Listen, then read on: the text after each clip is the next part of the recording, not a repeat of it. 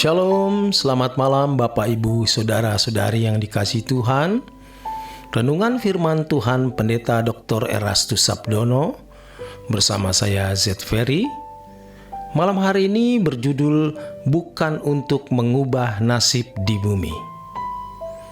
Selama ini terdapat suatu kesalahan yang sudah berlangsung selama bertahun-tahun, bahkan beberapa abad.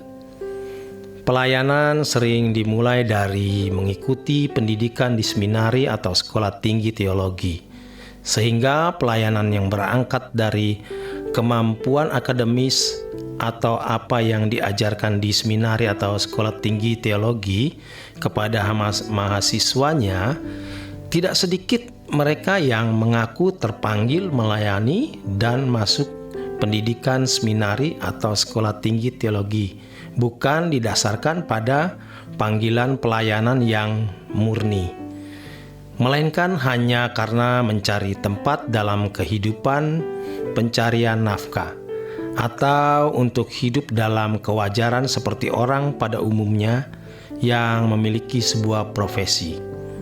Dalam hal ini, pelayanan menjadi batu loncatan untuk memperbaiki tingkat kehidupan sosial ekonomi.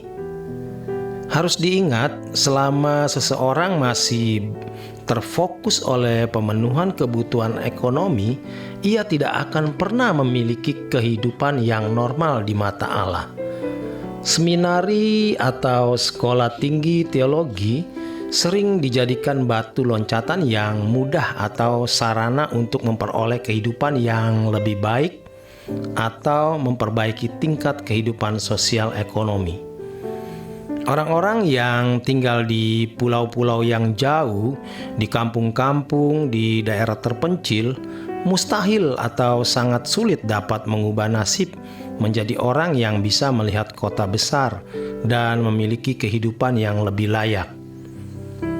Seminari atau sekolah tinggi teologi atau sekolah Alkitab menjadi jalan atau sarana yang sangat mudah untuk bisa mewujudkan keinginan tersebut. Sementara itu, banyak seminari atau sekolah tinggi teologi membuka pintu beasiswa. Hal ini merupakan jalan untuk mengubah nasib tersebut. Mereka pergi meninggalkan daerahnya untuk menjadi hamba Tuhan. Mereka memang tidak bermaksud menipu Tuhan dan jemaat Kristen, tetapi faktanya mereka sebenarnya belum mengenal diri mereka sendiri. Kalau mereka tidak berubah, mereka dapat menjadi penipu-penipu di ladang Tuhan. Ketika orang-orang ini menjadi sarjana atau magister atau doktor teologi, sementara watak mereka belum terbentuk dengan baik, apalagi belum mengalami perubahan kodrat, maka mereka menjadi hamba Tuhan hanya untuk mencari nafkah. Inilah pendeta karir yang sebagian telah memenuhi gereja hari ini. Tidak jarang jemaat di kota memberikan anak gadis mereka kepada hamba-hamba Tuhan tersebut, yang sebenarnya masih belum sembuh dari obsesinya untuk menjadi manusia yang hidup secara wajar. Mereka sebenarnya bukan hamba Tuhan, melainkan hamba diri sendiri yang terobsesi menjadi manusia yang wajar seperti manusia lain yang bermartabat ekonomi lebih baik daripada tetap tinggal di daerah terpencil. Memang pada dasarnya di kedalaman hati mereka, studi di seminari atau sekolah tinggi teologi adalah untuk memperbaiki tingkat kehidupan sosial ekonomi.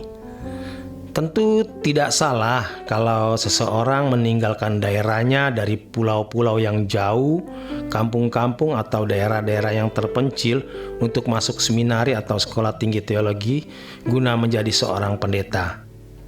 Tentu tidak salah juga kalau kemudian hari mereka menjadi pendeta di kota dan menikah dengan orang kota dan memiliki kehidupan ekonomi yang jauh lebih baik daripada hidup di daerah terpencil.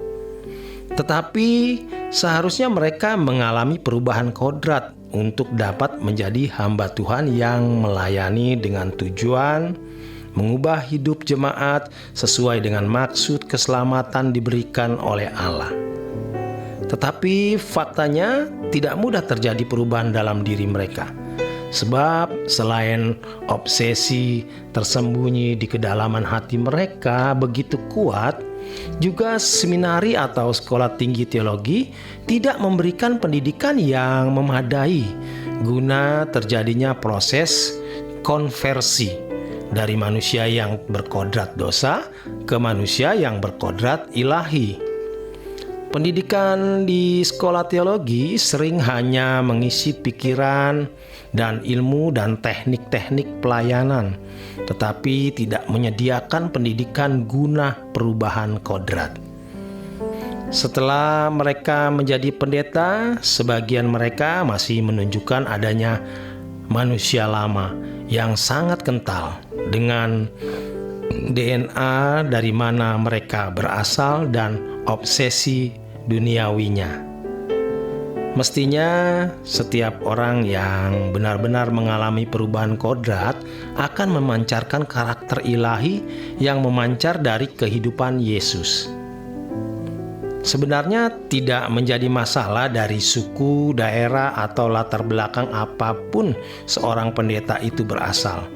Tetapi kalau ia menjadi pelayan Tuhan tanpa mengalami perubahan kodrat, pasti ia melayani hanya untuk kehidupan nafkah di bumi ini. Inilah yang namanya pendeta karir.